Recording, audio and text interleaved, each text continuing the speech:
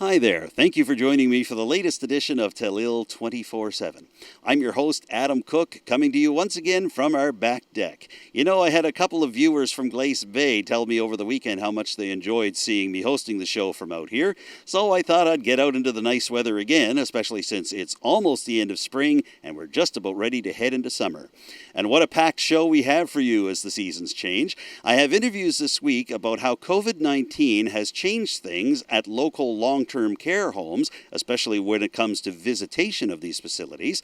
And I'm also going to be speaking about how COVID-19 has impacted the local library system with the CEO of Eastern Counties Regional Library, Laura Emery.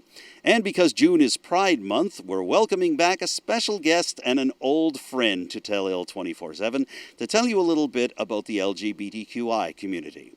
But we begin this week's show with a look back at two rallies that were held over the weekend in Strait area communities to protest against racism that has unfolded over recent weeks and in months and years gone by against the Black and Indigenous communities.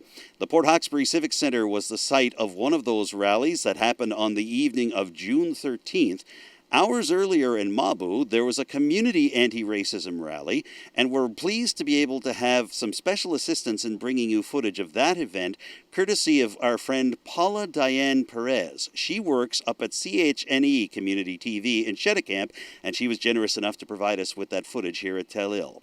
So let's take a few moments now to consider the impact of racism on our friends, neighbors, and communities here at home and around the world over the last little while, and what local residents are hoping to do about it.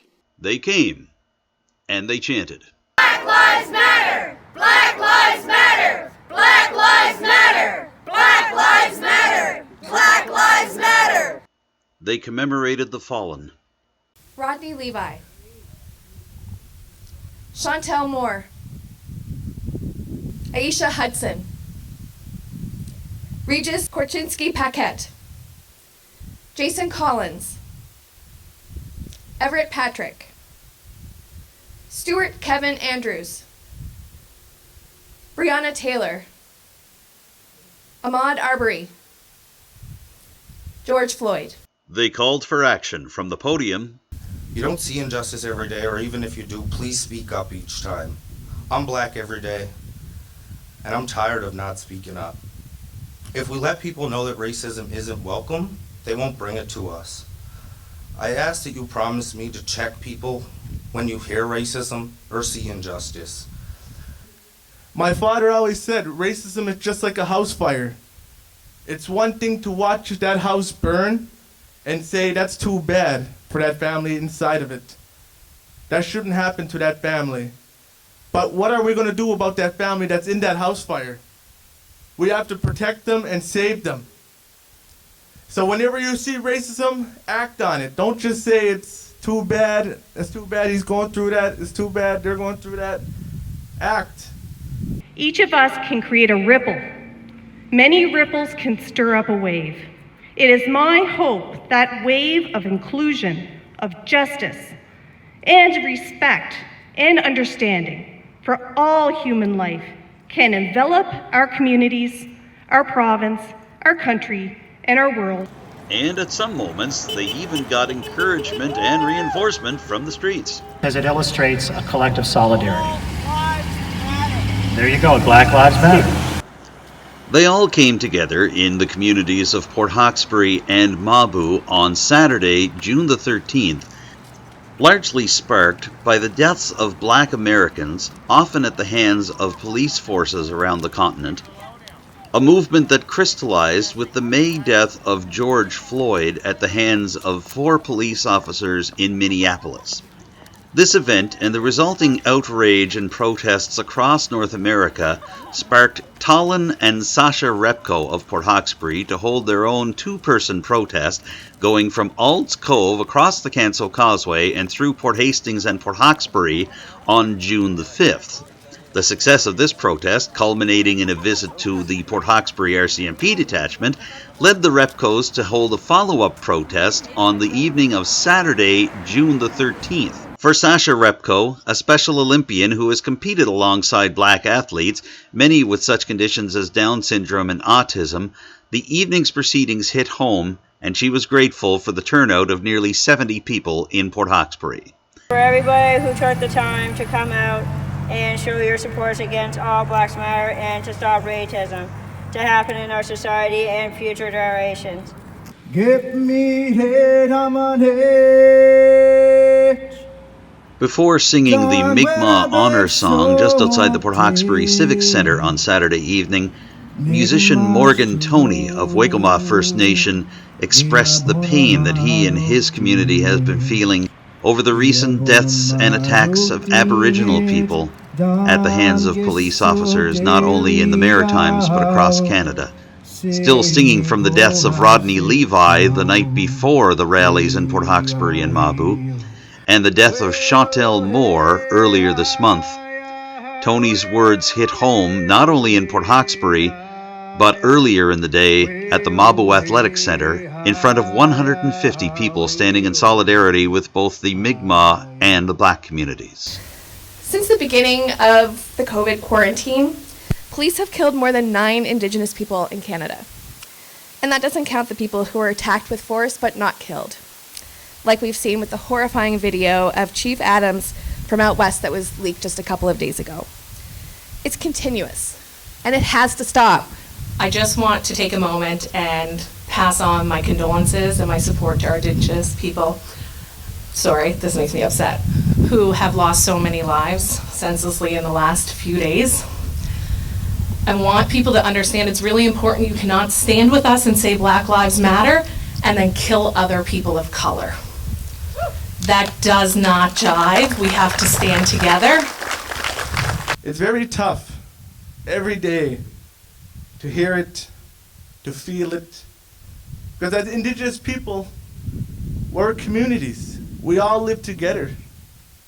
We all live 20, 30 feet away from each other. We all know each other.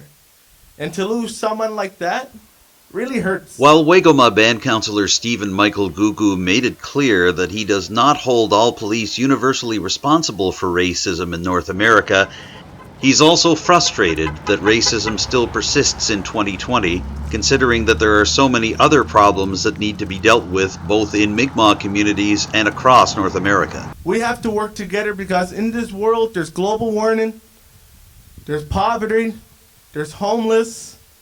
We have no room for racism. We don't. With these harsh realities in mind, the white speakers at the anti-racism events in Mabou and Port Hawkesbury warned against complacency about the issue here in Cape Breton Island. It is far too easy for us to point a finger south of the border, shake our heads at the racism we see on the news. But it doesn't take much to see that racism exists and thrives across Canada, across Nova Scotia, and right here in Inverness County. We like to think that we are friendly, welcoming communities. And yet African Nova Scotians, Mi'kmaq and other Indigenous people continue to face open discrimination and prejudice in our communities. They have been telling us about it for decades, and we have not been listening. It is time that we listened.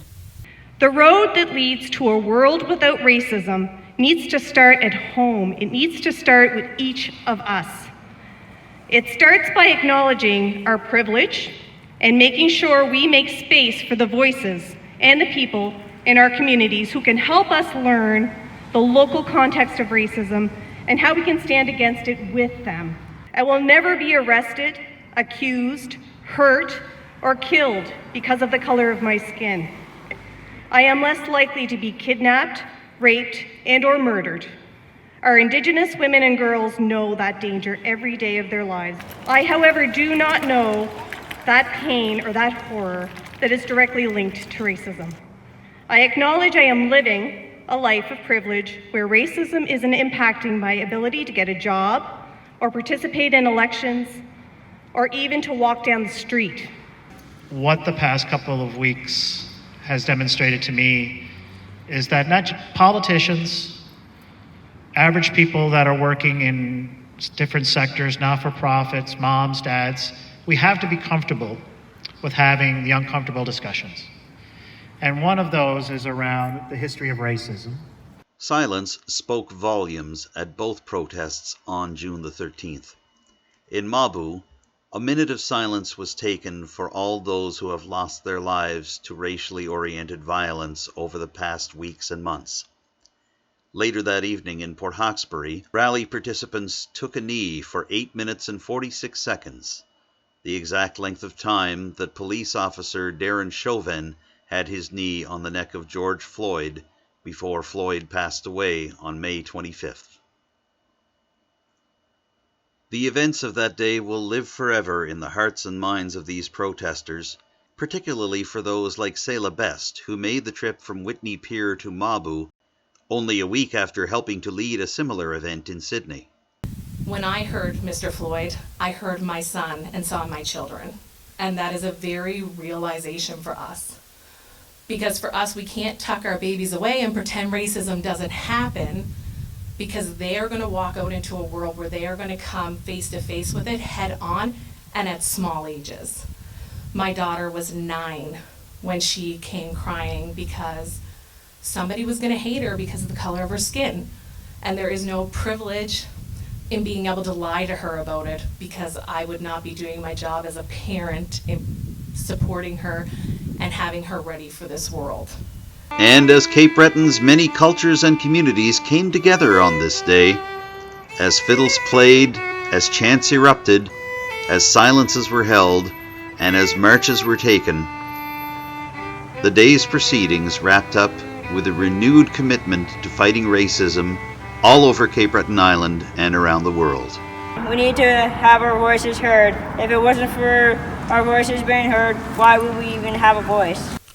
It's mentally draining and overwhelming seeing people of color being killed senselessly day after day, year after year, generation after generation. My only fear is, will I be next? Don't be naive or ignorant to think that what happens in America doesn't affect people of color everywhere. It is not enough for us to simply not be racist. As people with white privilege, we continue to benefit tremendously from a society that was designed to exploit, denigrate, and disappear Black people, Indigenous people, and people of color, while perpetuating white supremacy.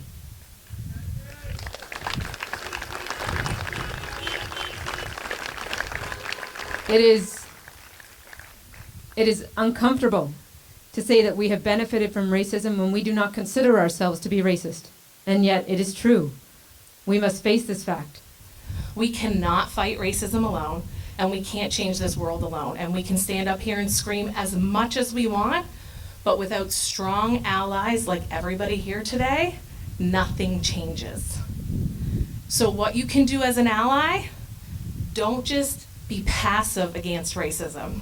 You can stand strong, you can stand loud, and you can fight against injustice. That's how we change it, one person at a time. That's how we make it so that the next generation isn't coming face to face with it. It can eventually just be something they read about in a history book. Black Lives Matter! Black Lives Matter! Black Lives Matter here! Black Lives Matter here! Black Lives Matter here! Black Lives Matter here! As I'm recording this segment, we have now gone 7 straight days without a new case of COVID-19 here in Nova Scotia. As well, the number of active cases in the province has dropped to 2. That's a big reason why the provincial government loosened restrictions on visitation to long-term care homes as of last week. To find out what this means for local people wanting to visit their loved ones in such facilities, as well as to get a little bit of perspective as to what life has been like in long-term care homes in our region over the past 3 months, I decided to speak to Annette Fougere. She's the Chief Executive Officer of St. Anne's Community and Nursing Care Centre in Arishat. So for our facility, we have 2 patio decks that we can use to facilitate this. And the good thing about that is that people, visitors, there's no necessity for them to enter the building, because that presents a whole different set of monitoring and, taking temperatures, all of that stuff. So everybody can stick to the outside without having to come into the building. So we'll mark off areas where they can sit or stand by choice. If they're from the same bubble, they don't have to distance with each other, But if they're not, they have to stay 6 feet apart from each other, as well as staying 6 feet apart from the resident. They are not to bring in any gifts or treats to give directly to the resident. We have a process for that in order to sanitize things. They can't come up and hug them, unfortunately, at this point, and I know that's difficult for families. But they get to dialogue with them and see them. And they haven't seen them perhaps in 3 months or more. And for some, it might be a little shocking because life goes on in long-term care and people deteriorate because of illness or age. So we've been doing our best to connect with families via Skype, Messenger, or any type of video conferencing that they can. But it's still not quite the same as seeing them in person. We do a lot of window visiting as well. But I think this is one step that will give residents and families some comfort, I think, in seeing them face to face. So you mentioned the window visits, and I am curious, has there been a lot of that over at St. Anne Centre over the last few months, and what's that been like to see? Yeah, that's been quite common, especially among families who are more locally based. Some come every day, some come every other day to speak to their loved one. They're not permitted to open the windows to speak to them for various reasons, but and a lot of our residents have some hearing impairment, so we tend to either get the telephone or pocket talkers, they're called, to facilitate those conversations so that they can hear each other. And some are nonverbal, which makes it doubly difficult for families to try and speak with their loved one.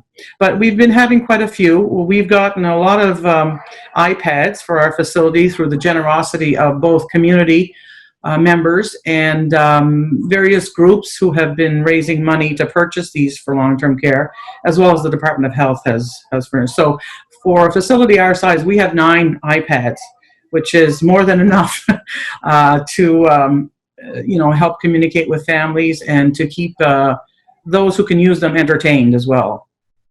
That's terrific. So what has the mood been like among residents and staff there over the past few months? You've mentioned iPads, you've mentioned video conferencing, and the family visits through the windows. But of course, there's only so much that can be done for people that struggle with isolation to begin with, and we're struggling well before the pandemic began. So what has it been like just for you and your staff to see all this unfold over the last little while? I think initially there was a lot of fear and trepidation, certainly on the part of staff, and some residents understand what's happening and others do not because of dementia or other comorbidities. They've adjusted, they being the residents, have adjusted remarkably well, I think. We held a meeting with them early on to explain what was happening. Many of them have TVs, so they stay connected to Dr. Strang and Premier McNeil's daily dissertations. And we've lost our volunteer base because they're not considered essential. So my staff have stepped up to providing bingo, which is a big item in this nursing home. Some of them are singers and musicians, and they play music to and with the staff and with the residents, and they enjoy that immensely as well. Recreation has turned out to be a little different because of the need to be social distancing as in the nursing home as well. Dining is a little different because we've had to separate tables much further than we have had before. So we're, instead of using just the dining area, we're using 3 rooms at one time to help feed and enable residents to eat together still. Some are dealing with isolation because of symptoms. So the threshold for long-term care is very low, much lower than it was in the community for quite some time. So any ache and pain, any temperature above 37.8 precipitated us to report that to public health, and so we had to isolate residents into their rooms because of that. We've also had staff who have needed to access 811 to be assessed, to be swabbed. That was more common, I'd say, probably from the beginning or the end of March till the end of May. It seems to have slowed down a little bit. So that prevented them from coming to work for a period of time. But we were fortunate that the community did not have any spread, and therefore it enabled our facility as well not to have to endure that spread. Yeah. All right, I'm glad to hear that. Now, the focus of this interview is not to catastrophize and not to concentrate on what's not working in long-term care, but obviously we've heard the headlines about the difficulties with the Northwood home in Halifax, with homes in Quebec and in Ontario as well that have struggled. Does that settle into you folks as you're trying to do just your daily routine, and how do you deal with all of that mentally and emotionally while trying to be pragmatic about making sure that everybody is safe? Yeah, that wears on one, I think, after a while, but I will say that I stand in support of Northwood. Northwood traditionally has been a leader in our industry, in our province, with best practice, research, and it could be any one of us that happens to. But it will highlight some of the deficiencies right across this country that are occurring in long-term care. So, for example, double occupancy. In my building, we have 4 residents to a bathroom in some instances. And in the newer builds, in the past 10 years, they've not gone that route, but we're a building that's 35 years old, and some even older than mine, who have multiple occupancy, and up until not that long ago, there were even some with what we call wards, so you had maybe 4 people to a room. So that does not help in trying to contain infectious diseases, for example. And it's a highlight of how we live every day. It doesn't have to be COVID. It could be flu. It could be any bacteria or other viruses that come into our building that we have to contain. And for us, I commend one of my past employees who was very devoted to infection control and passed those practices on to us, and to my cleaning staff especially. Very, very important to have enough cleaning staff and diligent cleaning staff as well. And educating our staff to maintain that cleanliness and sanitization throughout, no matter when. There are certain times of the year where it's worse than others, flu season being one of them. But if you look historically, I mean, you talk about SARS, wasn't that many years ago? Ebola wasn't that many years ago. So we seem to be getting these epidemic, pandemic types of viruses more and more often. So the elderly, many times, are the most vulnerable in these types of situations. And so I think nationally and provincially, there are going to have to be some hard look at, if you can put it that way, in order to bring buildings to a level where you can minimize those occurrences. Well, let me pick up on that just a bit by referring to a point that you made early in this interview, the idea that you folks found out about the new rules for welcoming small numbers of visitors to long-term care homes the same way I did and the same way the rest of us did by the announcement that was made just last Friday by Premier McNeil and Dr. Strang. Do you feel that communication has been working well between yourselves and the health authority and with the provincial government in terms of these types of things? Do you feel that there's been a good two-way communication in terms of making sure that everybody is safe and that everything's square across the board across the province? Yeah, for the most part, I would say yes. I've been on conference calls with Dr. Strang and the operations folks every Thursday. So I'm abreast of what they're doing, what some of the data they're picking up on, And a lot of partners are around that table, like EHS, the health authorities, Aboriginal affairs, quite a few people. So those have been helpful. We've also been having weekly teleconferences, sometimes multiple conferences during the week with the health authority and the Department of Health.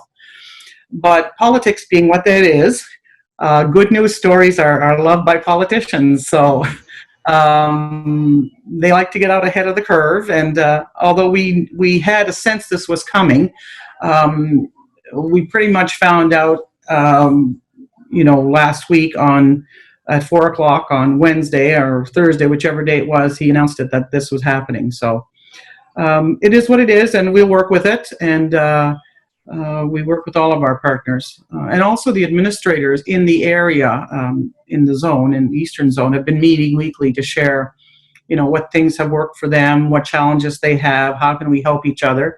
There's been a lot of that going on. And there always has been, but it's been heightened since COVID, of course.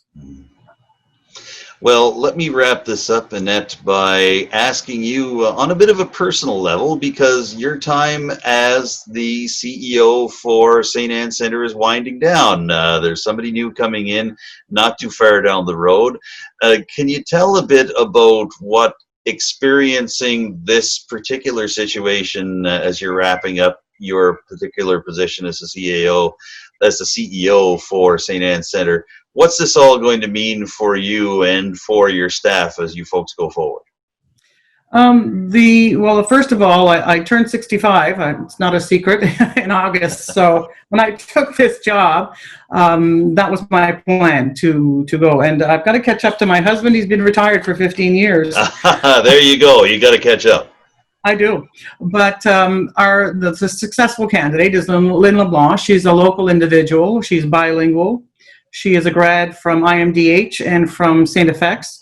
She's also been with us for the past, over 2 years. It was 2 years in February. So she's well versed in many of the challenges and successes we have at St. Anne Centre. So there'll be, for me, I think, some continuity as I leave and she steps in.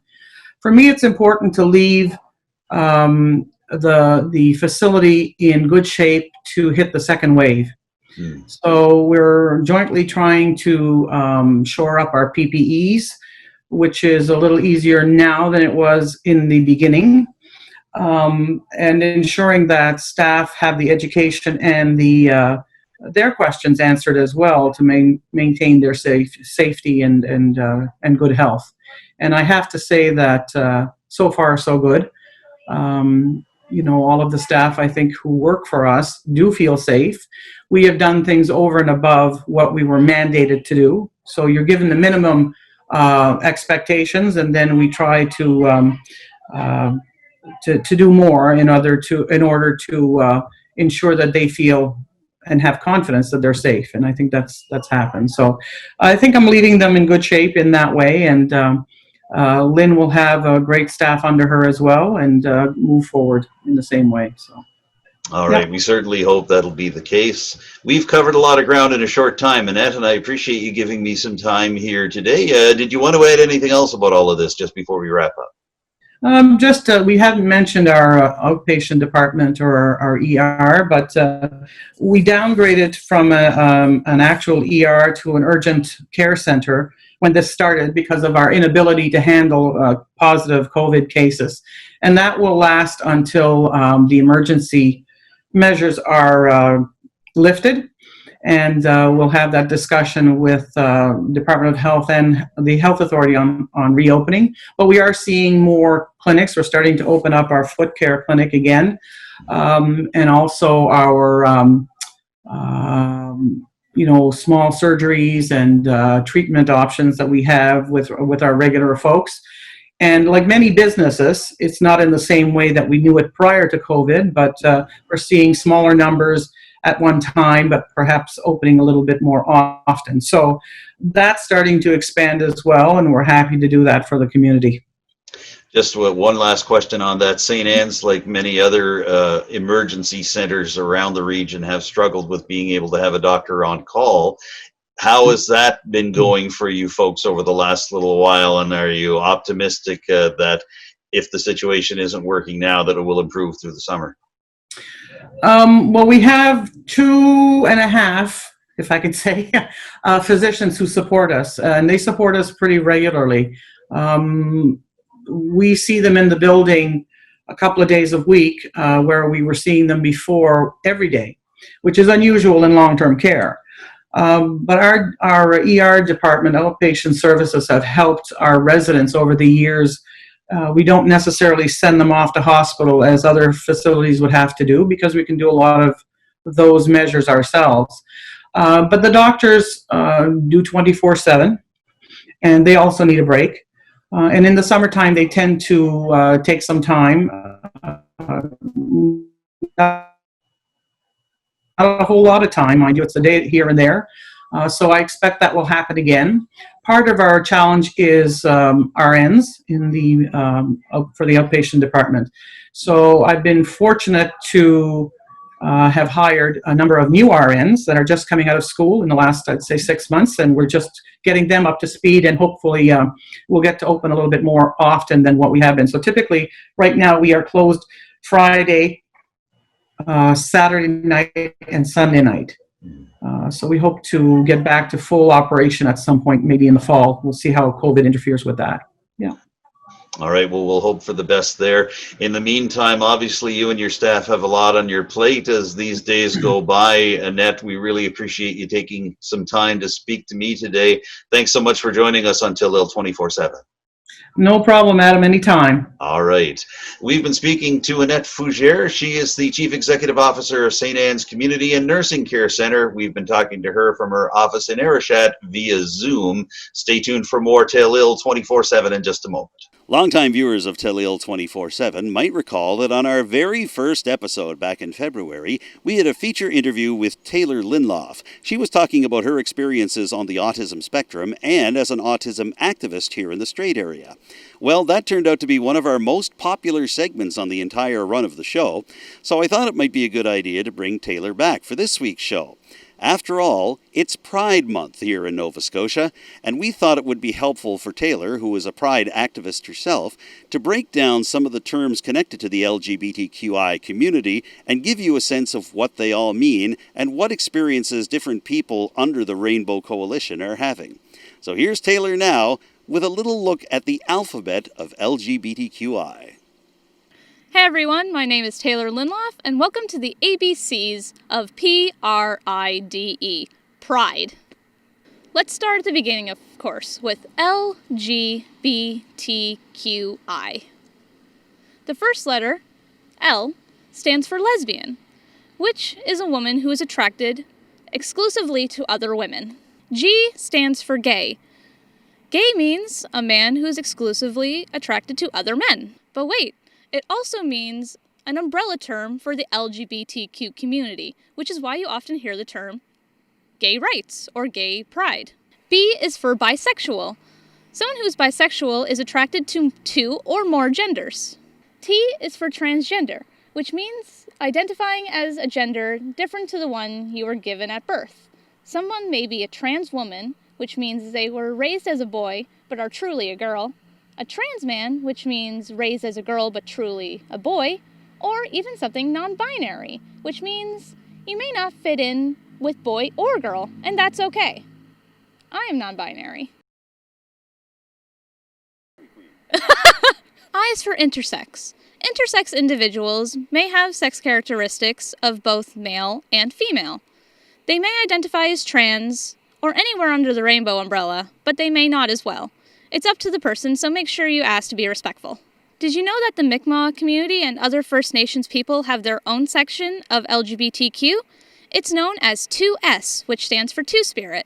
Two-Spirit is a Native-specific identity which encompasses different gender identities and sexual orientations.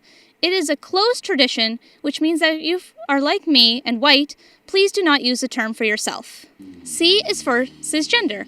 It's actually not an LGBTQ identity, but it simply means that somebody is not transgender. There's a reason for the word, and it's because we want to normalize the fact that trans people are normal. So we want to find another way to to say someone's not trans without saying a normal person. However, cisgender people can also be LGB, which is, again, lesbian, gay, or bisexual.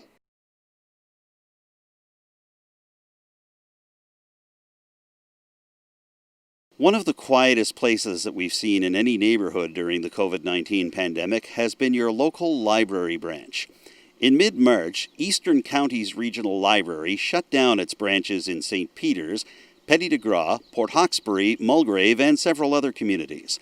That came about as a result of Nova Scotia's social distancing protocols and the need to protect library customers, volunteers, and staff from coronavirus. However, Laura Emery, the CEO of Eastern Counties Regional Library, has been working behind the scenes with her staff and volunteers, as well as officials with the provincial government's Department of Communities, Culture and Heritage, to be able to have a soft reopening of library branches around the Strait region and also to provide services outside of the library buildings. To find out more about what this all means for you as a library user, I spoke to Laura Emery from her home in Loch Harbour Lake, Antigonish County, earlier this week. Here's that interview right now.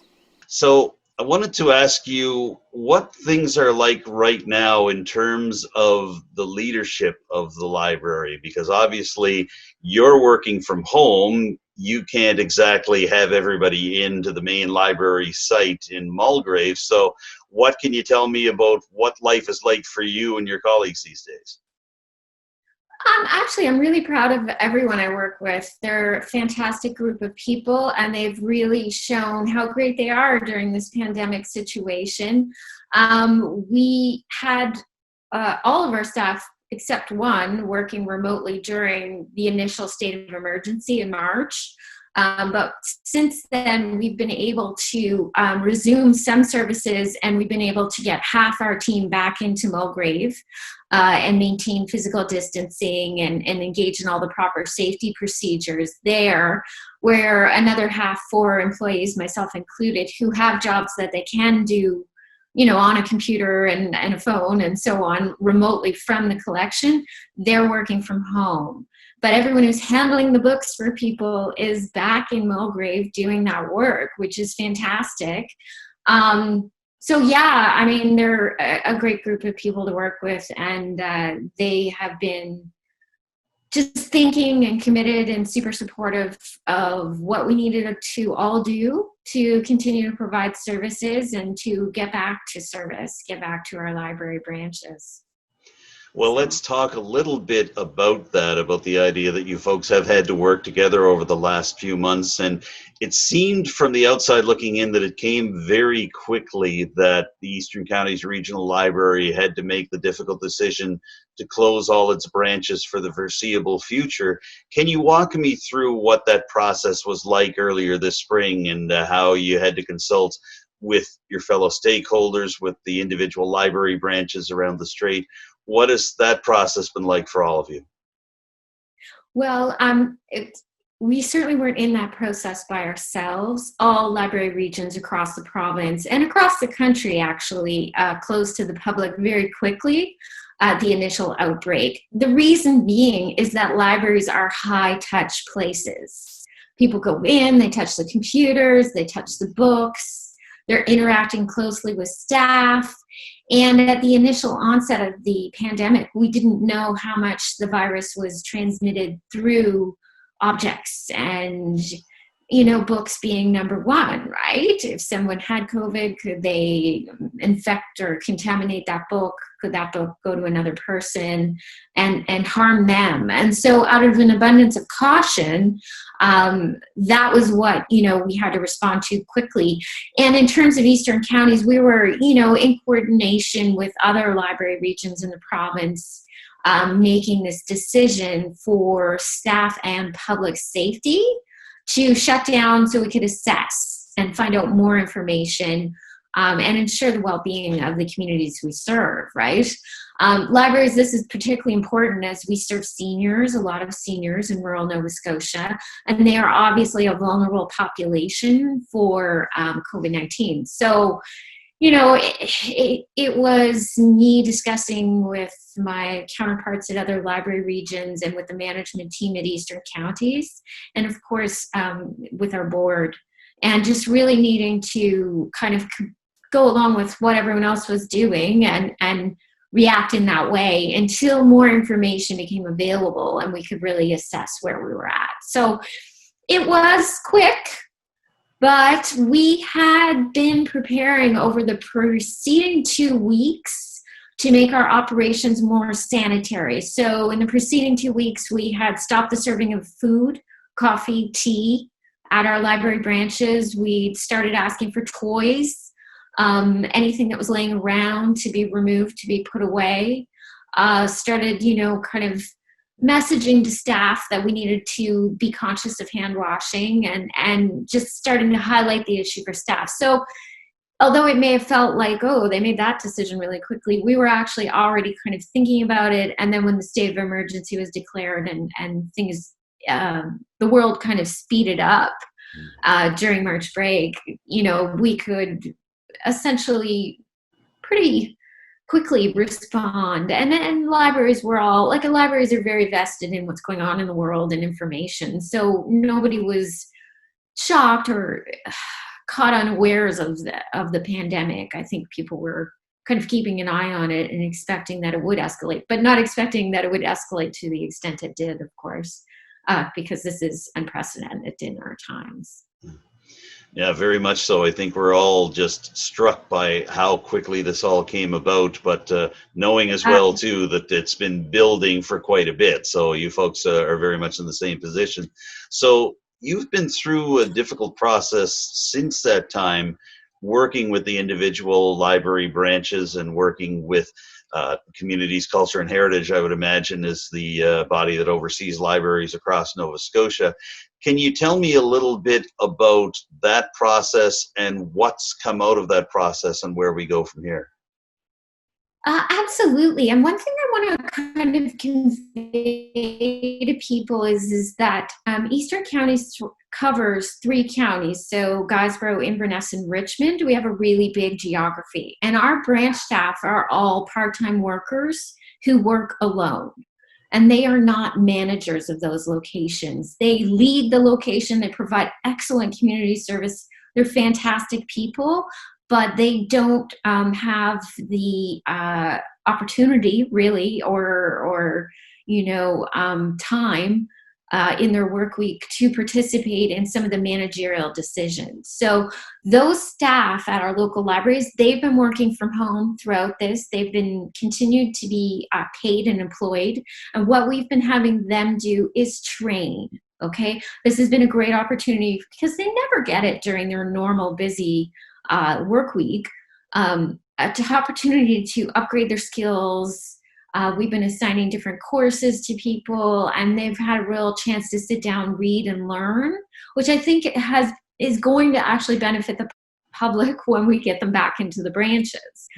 While they've been doing that, our management team has been researching. Libraries around the world are in this situation. We've been looking at safety and what we need to order or do, what kind of procedures we need to change, what services we can provide. Communities, Culture and Heritage has been supportive. They provided leadership in terms of doing a lot of that research to help craft plans that help get libraries back to service. They provided some key information there and some guidance. And they've been certainly great at just bringing everyone together each week to discuss. So I'm meeting with, library leaders across the province to hear what they're doing and what the issues are. And we're kind of working together and help each other out. And then I take that information back to our management team and we put it into play locally. So we have drafted and gotten approval just last Thursday from our board on the ECRL Pandemic Response Plan, which is a plan that will guide us through the next couple of years or until physical distancing is no longer required. And so we've kind of developed service models that we are just beginning the process of rolling out. So to kind of recap, we have digital library services that are available 24/7 They're excellent. You can take training courses online. You can read newspapers through Press Reader. You can learn a language. You can borrow ebooks, audiobooks, movies, television. So these services are great, and they're available to everyone with an internet connection. And that's something that's a big issue for our area and that we've been concerned about throughout this pandemic. How do we serve offline people, right? Our vulnerable people, our seniors, people who may not be able to have an internet connection at home. And so we've got Borrow by Mail going, which is available to any library card holder in the 3 counties. So you can just call us if you need to, okay? And we'll place holds on books for you and mail them out. Or if you have internet connection, you can go online and you can order. So digital library services, Borrow by Mail, and our next level of service that we're beginning the rollout on is curbside, where you'll be able to drive to your local library and, pick up books that you've ordered, collection that you want, movies, television, whatever. And so there'll be more information coming out about that. It's kind of a branch by branch situation because every branch is different. Every community is different. Sometimes we're in a building that we might have some, challenges that we have to work with the building owners on. But, I'm optimistic about that. Our first location that's going to, that opened with that service is Mulgrave. So you can get curbside in Mulgrave. And the next location that will open with that is St. Peter's. And we're just getting that going this week. So if you're a St. Peter's library fan, you can certainly try the branch later in the week, and Ashley, our local branch person, will be able to get back to you and arrange it. So curbside, which will be contactless, okay? So we're really keeping a bit of distance between the user and the library staff. And then our next level of service, and this is the tricky one because we need to get curbside going at all our locations that we can get it going at, up and running. But the next level of service will be something we're calling library by appointment, okay? We only have one person working at each of our branches. And that one person can't be at the door preventing too many people from coming in. A lot of our branches are very, very small, so they can't hold a lot of people and have physical distancing in effect, right? 6 feet of distance, that's a lot of distance to put into play in some of these little locations. And so we're doing an appointment process, and we will book people to visit the library for anywhere from a half hour, maybe 45 minutes at some locations. And they will come for their visit, and they'll need to abide by our social distancing guidelines and our procedures, but they'll be able to browse the collection and use a computer and do things they need to do at the library. And it's just going to be a big change for our users because they won't be able to just drop in, and we know that that's going to be better service because in our rural area, you have to drive to get to the library. And we don't want someone to drive to a library and not be able to get in because someone else is already there, right? And the place is full. So we need to organize it a bit more. And our staff know their communities and they will do a great job at communicating this locally.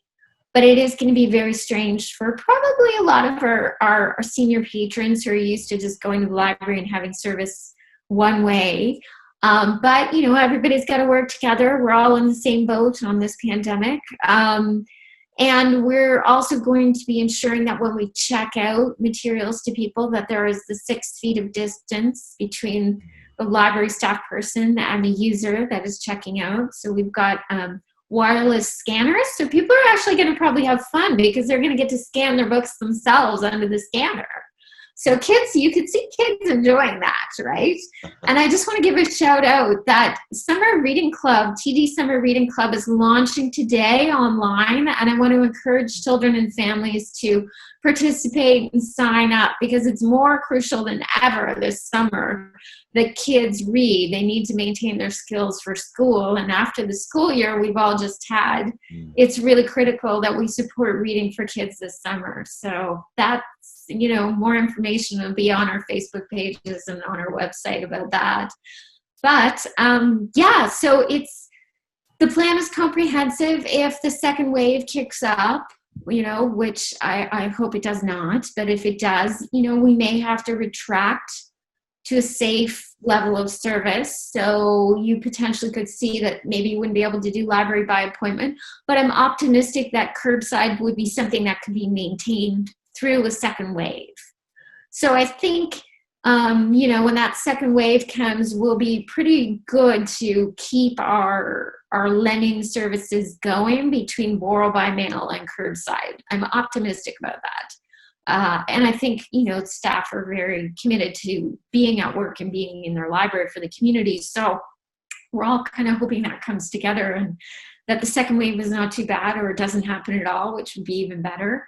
Yeah, it's strange times, but I feel like we've done the work we needed to, and now it's just a case of bringing it to the community. Now, to say that the Eastern Counties Regional Library has done its homework on all of this would be an understatement, given what you've just brought forward to us in this interview and the very detailed rollout that's going to be happening bit by bit. Can you give me a sense of what kind of public reaction you've been getting to all of this? I mean, obviously, some of these programs like Curbside and the structured visits to the library are just getting underway now. But what have the people who've been using the library been saying to you and to your colleagues and to your branches? So what have you been hearing? Well, honestly, you're the first to hear this, Adam. This is the first time we've talked about it publicly. Curbside just started at Mulgrave last week, so we know we had like one or two people use it who are happy, and it's just starting this week at St. Peter's, and we have library by appointment happening nowhere at this time, so we haven't heard about that. But I will say we've heard a lot of great things about digital library services. A lot of people who maybe hadn't been using the library but were finding themselves at home with more time, they started using digital library services. And even, very unfortunately, people who had lost employment, they looked to the library and started using digital library services. And so we heard a lot of great comments about that, and I was glad that people could make use of it. The one comment we had about borrow by mail that was cute was a lady said, it's just like Amazon, only free. Because she was getting books in the mail, right? It was a treat. We had a great picture I saw posted on Facebook just randomly of a child who was happy to get his Stephen King by mail. So it's just, I think there's been positive response that people have been using it and they've been delighted. I know when the ladies at HQ have been calling patrons, because we've had to call them and ask them if they wanted to get their books mailed, people have been just thrilled that the library is back and that, we're going to get books again. And so I think people have been really supportive, and I'm very appreciative of that, because I think often it's easy to criticize and sometimes people don't appreciate the safety requirements or the difficulty in obtaining PPE and supplies needed.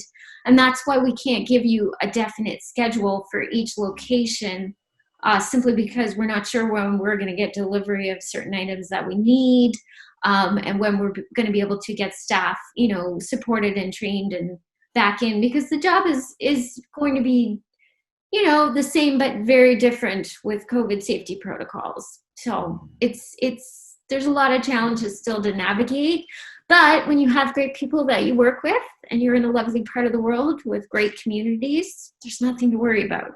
It'll work out. Well, I'll ask one last question, and this is one I've been asking to everybody I've been talking to about the pandemic and about social distancing. Do you get the sense, with all that you folks have done at Eastern Counties Regional Library, that you really have the opportunity to carry forward some positive developments that will last well beyond the pandemic period? I mean, you talked about the idea of some of your staff and some of the individual library staff getting training opportunities now that they wouldn't have had time for otherwise. But what else do you folks feel you'll be able to carry forward from all of this that'll help to build Eastern Counties Regional Library for a post-pandemic future? Well, our digital library services are really top-notch. They're equivalent to anything you'd get at Halifax or in a city. And I think for working people and families, that service that's 24/7 could be really helpful for the long term. And so I'd like to see that maintained because it really is a modern kind of cutting edge service. Our borrow by mail for people who have mobility issues or health issues, getting the books in the mail is really good for them. And I hope that we can continue that service so that everybody can use the library however they need to. So I think that's exciting in the sense of these are services that are global and going to reach a wider audience. In terms of our branch staff, we're really looking at their safety and their training. And I think, we've always tried to do that, but it's become even more critical. So, I think ensuring that they always have those opportunities is going to be something that we hope to carry forward in the future. And I believe we will. I think we've really learned a lot from this. So. Well, we look forward to seeing how this all impacts the library experience for everybody, both now during the COVID-19 period and beyond.